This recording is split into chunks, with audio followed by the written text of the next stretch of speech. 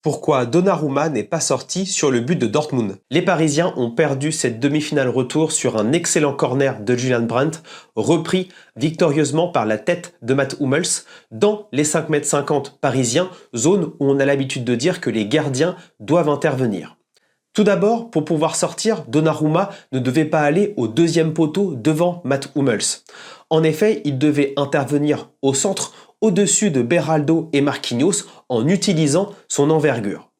Sauf qu'au moment où le ballon de Julian Brandt est lisible, après 5 mètres, on voit que Füllkrug, qui est au deuxième poteau, vient passer devant Donnarumma et surtout amène son défenseur Fabian Ruiz qui va bloquer un instant son gardien. Et c'est décisif, avec un corner aussi bien frappé, eh bien Donnarumma n'a pas le temps d'intervenir pour une sortie assurée et doit faire le choix de revenir sur sa ligne. Maintenant, comment Donnarumma aurait pu éviter ce genre de situation? Eh bien en se plaçant 1 ou 2 pas plus haut au moment du corner de Julian Brandt. Ça aurait permis tout simplement d'être évidemment presque sous la tombée du ballon, mais surtout ça aurait poussé peut-être Julian Brandt à ne pas tirer dans les 5,50 et le corner entrant pour un gardien de la taille de Donnarumma, il n'aurait pas pu le prendre. Ensuite, pour pouvoir intervenir, il aurait également dû bénéficier d'une sorte de bulle parisienne de la part de ses défenseurs.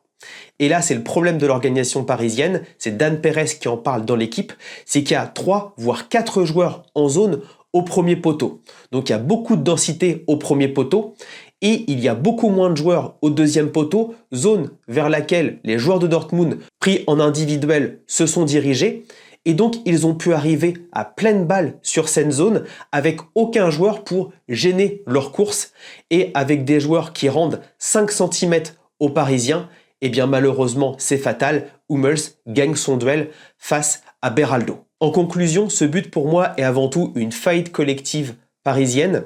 C'est dommage parce qu'ils avaient déjà pris un but de ce genre face à la Juventus l'an passé et évidemment face au Barça plus au centre au tour d'avant.